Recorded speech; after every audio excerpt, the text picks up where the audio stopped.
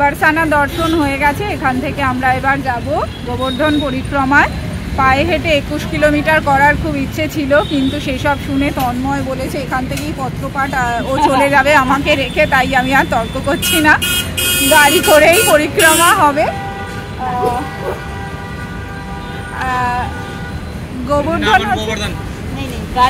গোবর্ধন বলা হয় এই বারসানা যেমন ব্রহ্মার মাথার ওপর বারসানার মন্দির, তেমন বৃন্দাবনের গিরি গোবর্ধন হচ্ছে বিষ্ণুর কলেবর, বিষ্ণুর রূপ।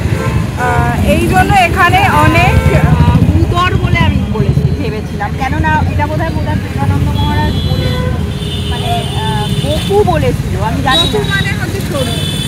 আচ্ছা, ইন্দ্রেশ মহারাজ বলে হচ্ছে গোবর্ধনের আকৃতি হচ্ছে ওপর থেকে এরিয়াল ভিউতে দেখলে গরুর মতো। হ্যাঁ, তো যাই হোক, আমরা এখন সেই গোবর্ধন পরিক্রমায় যাচ্ছি।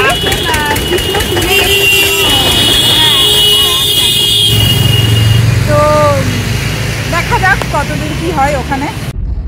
আমরা রওনা হলাম গিরিরাজের দর্শনের উদ্দেশ্যে।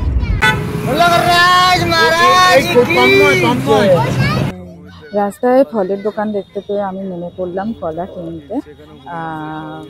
হনুমানদের দেখতে পেলে তাদের খাওয়ানো যায়। এখানে এই যে মাংকি, আরেকটা ওই যে দাঁত দেখাচ্ছে মাংকি। গিরিরাজ পরিক্রমা করছিলেন অনেকেই, দণ্ডবতী পরিক্রমা বলা হয়। এখানে যেমন ইনি এক জায়গায় সম্ভবত 108 বার করে পরিক্রমা করছেন। ওনার হয়তো 1 বছর লেগে যাবে একটা পরিক্রমা শেষ করতে। এই সেই গিরি গোবর্ধন যাকে নিজের বাঁ হাতের কোড়ে আঙ্গুলে তুলে নিয়েছিলেন 7 বছরের ছোট্ট শ্রীকৃষ্ণ।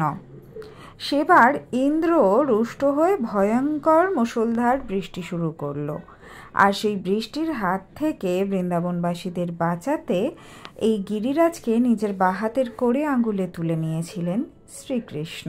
ইন্টারেস্টিং ফ্যাক্টর হচ্ছে যে এখানে সব টোটোর লাইসেন্স করা আছে একদম পুরো। আমাদের কলকাতায় যেটা লাইসেন্সটা নেই, বিভিন্ন কর্পোরেশন থেকে জাস্ট ওরা নিয়ে নেয়, যে এখানে লাইসেন্স নাম্বার প্লেট আছে। এটা একদিকে ভালো, মনিটরিং এর জন্য কাজের জিনিস।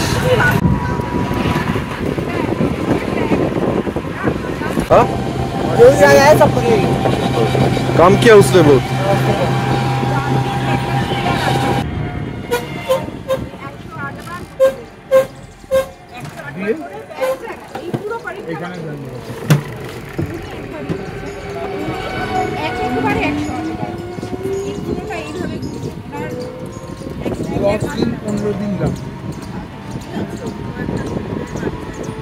এবারে টোটো চেঞ্জ হলো, এখন যাচ্ছি রাধাকুণ্ড আর শ্যামকুণ্ড, তাই তো? রাধাকুণ্ড শ্যামকুণ্ড। ওকে, বাংলা বলো জানে? বাংলায়? আপনি বাংলা করতে গিয়ে শিখলেন?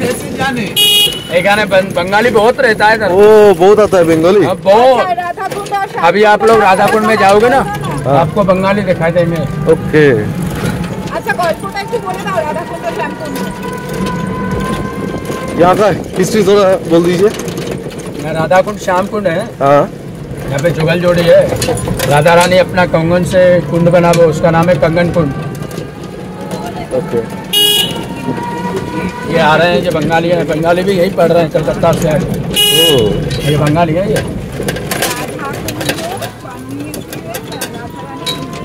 राधाकुंड में श्यामकुंड दोनों मिला हुआ है। अच्छा, हाँ, মাথায় জল তো চলে আসো। পন্ডিতে এই করো বলে এইখানে এই করো, এইখানে এই করো, কিছুই করবে না। 500 টাকা একজন নিয়ে নেবে। ওকে, পূজা করাবে তো 500 টাকা এখানে নিবে।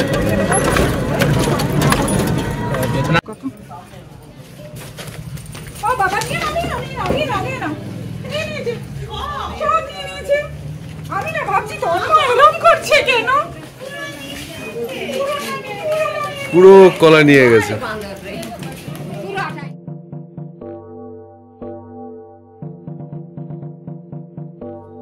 সেবার ষাঁড়ের ছদ্মবেশে মারতে আসা এক অসুর নিধন করলেন শ্রীকৃষ্ণ।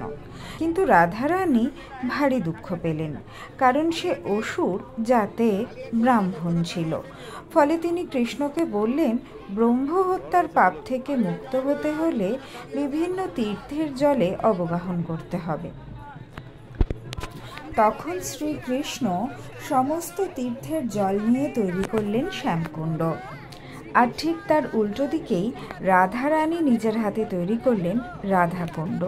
তখন শ্রীকৃষ্ণ সেই রাধাকুণ্ডের জলে স্নান করে এই আশীর্বাদ করলেন যে যে এই রাধাকুণ্ডের জলে স্নান করবে তিনি রাধারানীর মতো প্রেম লক্ষণা ভক্তি প্রাপ্ত হবেন।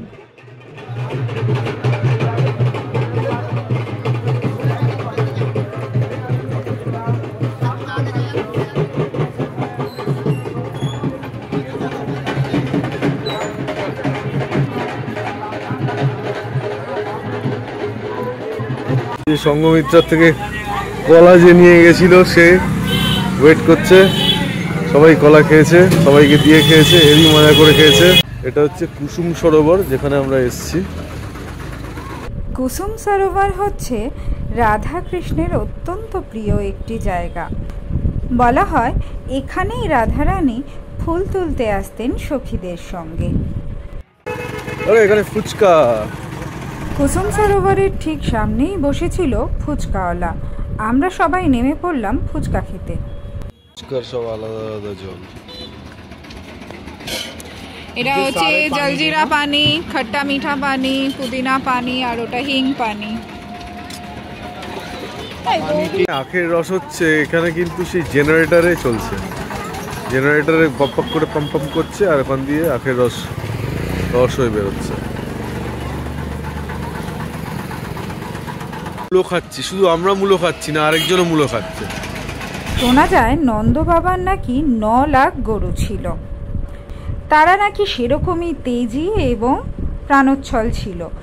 এই বাছুরটি তাদেরই কারুর বংশধর হবে এই বিষয়ে আমি সুনিশ্চিত, কারণ আমরা যখন ফুচকা খাচ্ছিলাম ইনি পেছন থেকে এসে প্রথমে তাতুকে গোতালেন, তারপরে বৌদিকে গুতিয়েছেন, তারপরে পালককেও গুতিয়েছে। গুঁতো খাওয়ার পর পালক অবশ্য খুব রেগে গিয়েছিল, কে জানে প্রেস্টিজে লেগে গিয়েছিল হয়তো। গুঁতোনোর কারণ হচ্ছে তার পছন্দ মতো খাবার তাকে দিতে হবে, যা তা দিয়ে দিলেই হলো না। গাজর তিনি খেলেন না, তার পছন্দ হচ্ছে মূলো। অবশেষে নিজের পছন্দ মতো খাবার পেয়ে খুশি হলেন তিনি।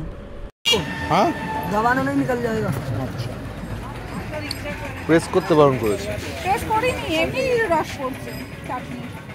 ওলে বাবা, এই প্রথমবার এরকম মূলো খাচ্ছি, বেশ নুন ফুল দিয়ে চাটনি বাটনি দিয়ে ভরপুর খেয়ে থাকে। গোবর্ধন পর্বত, এখানে এই যে পাহাড়, এই পাহাড়টাই হচ্ছে গোবর্ধন পর্বত।